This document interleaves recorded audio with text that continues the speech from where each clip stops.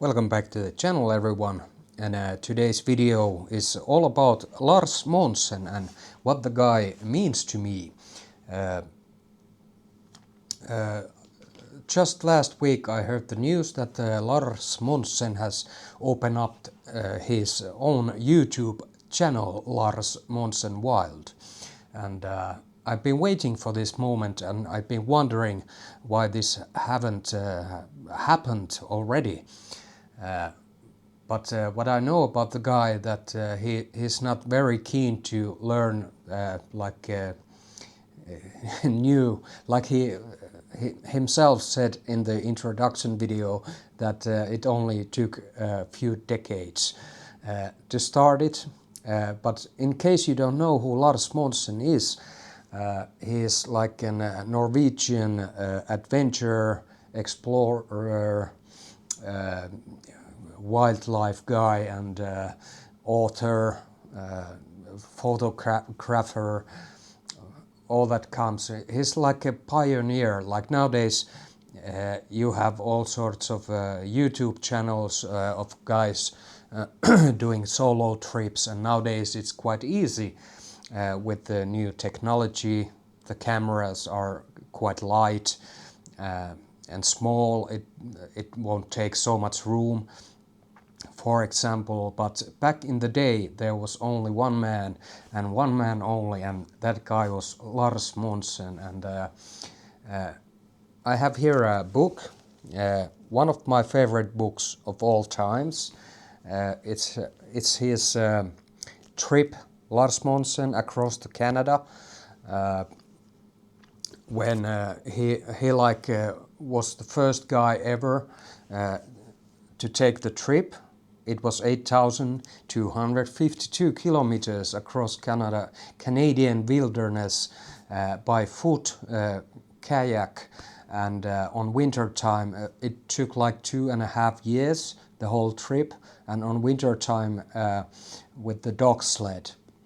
And in those conditions, hard conditions, and the camera equipment, the preparation to the trip, it's still to this day is something that really inspires me. So it's all documented on this book, and there's also a TV series about it. You can actually find it on YouTube, I think, as well. Highly recommended. This is just one of his books across Canada. I also have this another book. He has written like 20 books or something like that, or at least close to 20 books. 101 tips for outdoor men or women, and I just wish that I had this book when I was younger. So because I had to learn learn everything the hard way, all sorts of things like travel light, note to self, don't yeah, if you know me, you know what I mean. Heavy backpacks, no. But yeah, really inspiring guy overall, and it's like real. You see these shows nowadays with the, let me see, like the Bear Grylls guy, but it's like totally different. It's like made for television, with the camera crew, and it's all like it's not real. It's like CGI on the movies versus the real things, like practical effects, things like that. He was alone in the wild, and just unbelievable. In Canadian wilderness, no one can hear you scream, so to say, and all the ups and downs he had to go through, and just think about it. I'm talking about across to Canada, the trip. the huge trip. Like first of all, the preparing for the trip took like years, and then he had to like say goodbye to all his friends and family, and the thought that he might not even survive because he's all alone. But I learned a lot from these books, from him, and from his TV shows, the Norwegian. It's like it's really close to my heart because I'm Finnish, and the thing that the northern people have in common, it's like this relationship with the nature, and it's kind of our native heritage even. Unfortunately, it's not so. It's for people my age, at least. I'm not so sure about the younger generation and how it has changed over the years. But what I'm like saying that you can take, what you can take from these trips and all the things he goes through, and apply it in, you can like apply it in every aspect of your life, like not taking things granted, and how little you need to be happy in life, or at least for a moment. Like if you're having a hard day, you're really cold, wet, hungry, and how happy you can be just to get a warm meal and get to your sleeping bag warm. Like it's all these things everyone keeps granted, like food, and money comes from nowhere, and you can apply like you have a long way to go, and even though like you're hurting and you're not comfortable, but every step you take, it's closer to the prize. In his case, being able to get warm and like that sort of thing. I really get my kicks out of things like this, and it has helped me in my personal life as well, going through pain, and like if you just keep training, it help. The price is every like a push-up you do, it's closer to the pain-free zone, and that sort of thing. It helps it has helped me in my work. For last summer was really cold. I was working on the like in cold, wet conditions, long hours, and I just it just reminded me of like just keep pushing it, keep going, and at the end of the day you get a warm meal and warm shower and all that. You can apply it for anything really, and the losts, what he loses on these trips as well. Like it has helped me to figure out to get over some like the thing is, when you spend a lot of time in the nature, you're kind of connected to everything. It's really hard for me to explain, because English is not my native language, and I have to figure out the right words, or at least try to. But what was I saying? Yeah, I can't even remember. Yeah, the connection between the nature and how death is a part of life, sort of thing. In the Canadian trip, he's really keen to dogs, and they are not only his like friends on the journey, but they work together to get to get to the goal. And there are some sad parts in the book, in the series as well, and he has to make like hard choices in there as well, and those kinds of the relationship, the connection to the nature and to life, and when you spend time in the outdoors, you this basic needs and that's all that matters. Uh, the warmth, sleep, food, water, that sort of thing. That's all you need, basically, to be happy. And I think nowadays, especially, everything is it has been like taken away from us, and people are not so connected with the nature anymore. More connected to people online. Everything is online basically, and you're always like connected. You're always available, and like people need time to be not available, like to leave the cell phone at home.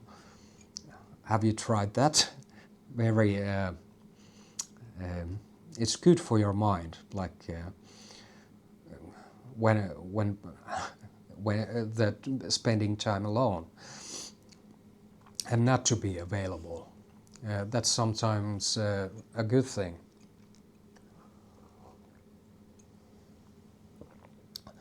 But yeah, I'm looking forward to his new trips.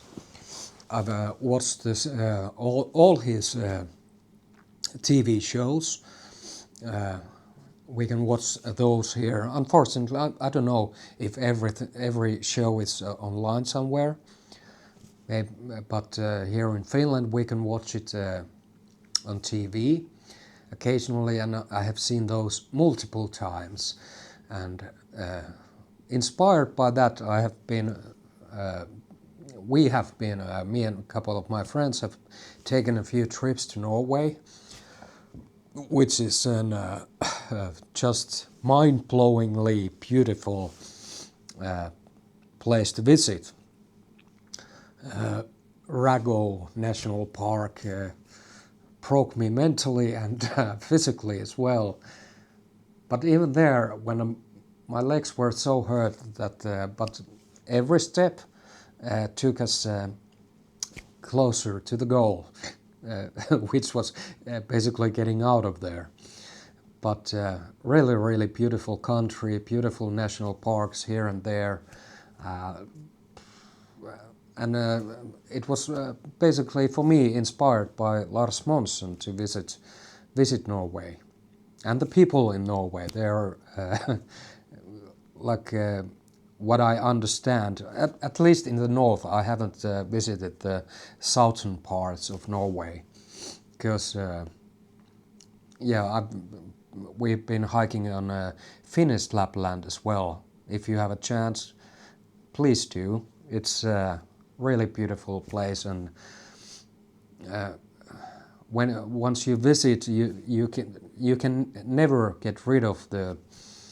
It's like a Lapland magic, and there's something similar in the north of Norway as well for me, and even North Sweden was a really nice place to visit.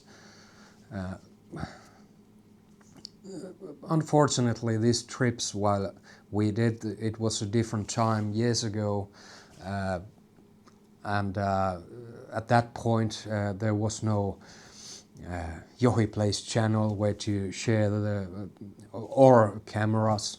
At least I didn't have, or it was really low quality. I have some few pictures here and there taken here, you know, and I wrote like a diary, like I used to do a blog where I wrote stuff, but unfortunately that is impossible for me to translate, but it's fun, it's documented in that way, but really hard to translate because of my weird sense of humor. But anyways, but yeah, Monsen is the crazy guy, and he's, I think he's 63 or something, and still going to the trips. On one show he hurt like a leg, and like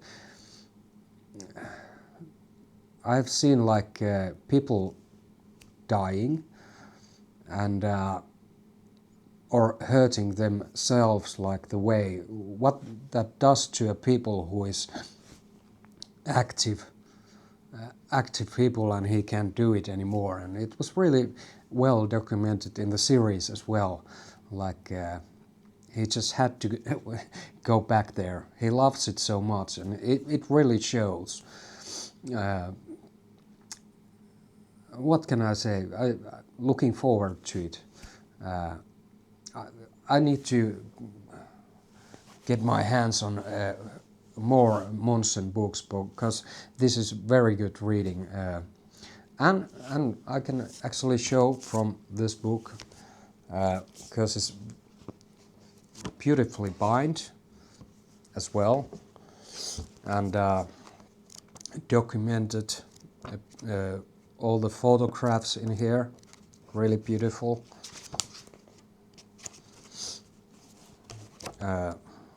Oh yeah, and the bear encounters as well. He has encountered a lot of bears, hundreds of them.